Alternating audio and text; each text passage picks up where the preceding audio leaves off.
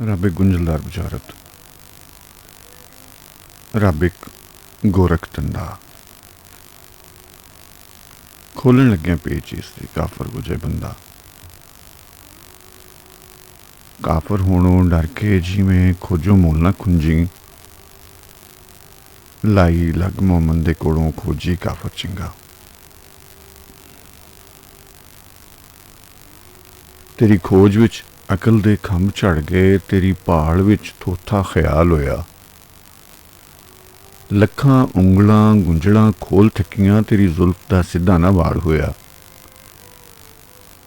ਘਿੱਗੀ ਵੱਜ ਗਈ ਸ਼ੰਕਾਂ ਦੀ ਰੋ ਰੋ ਕੇ, ਪਿੱਟ ਪਿੱਟ ਕੇ ਚੂਰ ਘੜਿਆਲ ਹੋਇਆ। ਚੀਕ ਚੀਕ ਕੇ ਕਲਮ ਦੀ ਜੀਭ ਪਾਟੀ, ਅਜੇ ਹੱਲ ਨਾ ਤੇਰਾ ਸਵਾਲ ਹੋਇਆ।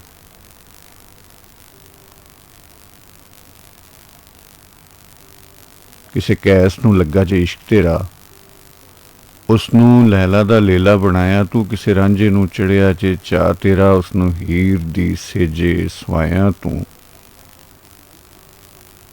ਕੋਈ ਲਮਕਿਆ ਖੂਹ ਦੇ ਵਿੱਚ ਪੁੱਠਾ, ਤੇ ਕਿਸੇ ਨੇ ਧੂਣੀਆਂ ਤਾਈਆਂ ਨੇ। ਤੇਰੇ ਆਸ਼ਕਾਂ ਨੇ ਲੱਖਾਂ ਯਤਨ ਕੀਤੇ, ਪਰ ਤੂੰ ਮੂੰਹ ਤੋਂ ਜ਼ੁਲਫਾਂ ਨਾ ਚਾਹੀਆਂ ਨੇ।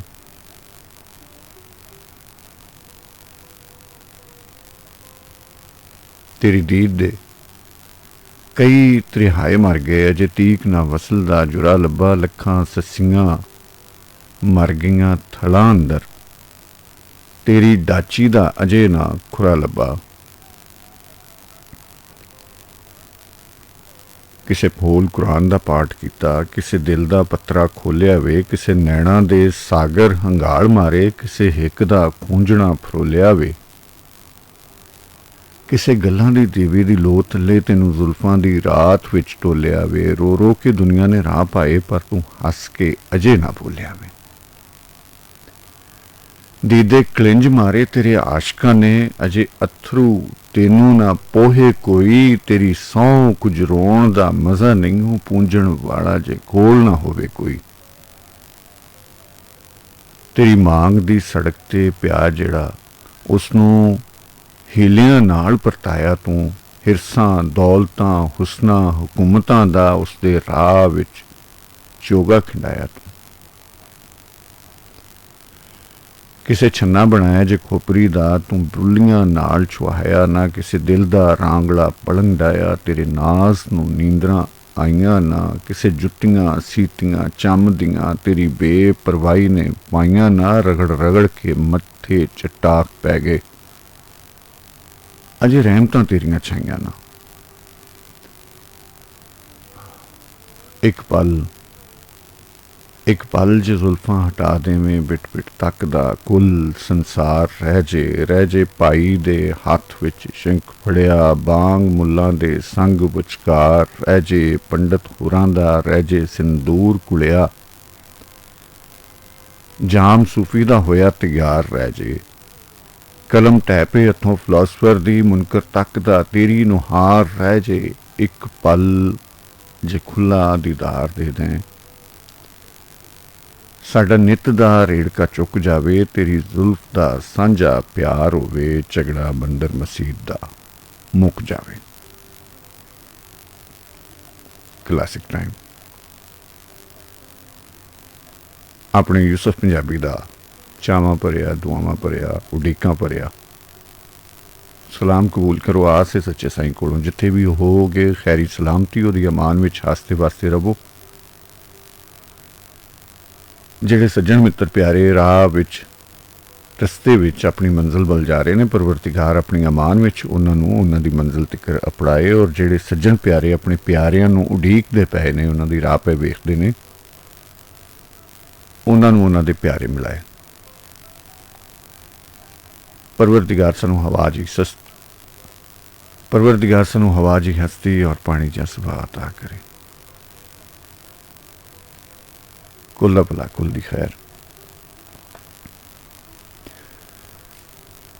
ਗੱਲਾਂ ਬਹੁਤ ਸਾਰੀਆਂ,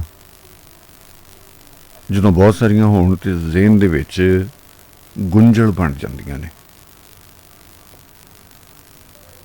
ਔਰ ਉਹ ਗੁੰਝਲ ਖੋਲ੍ਹਣ ਵਾਸਤੇ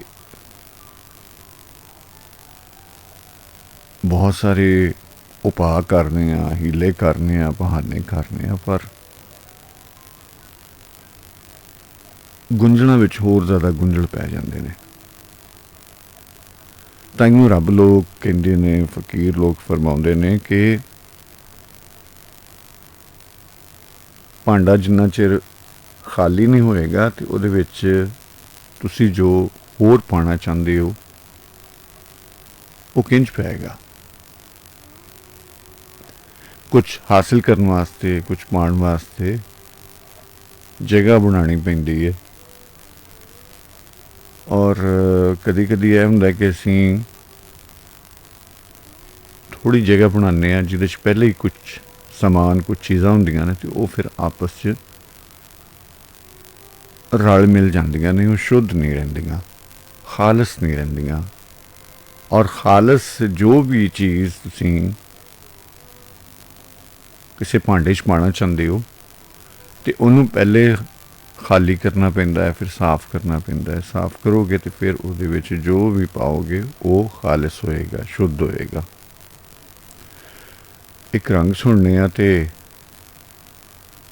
ਗੁੰਝਲ ਜੇ ਪਏ ਨੇ। ਕੋਸ਼ਿਸ਼ ਕਰਨੇ ਆ ਕਿ ਕੋਈ ਤੰਦ ਹੱਥ ਲੱਗ ਜਾਵੇ।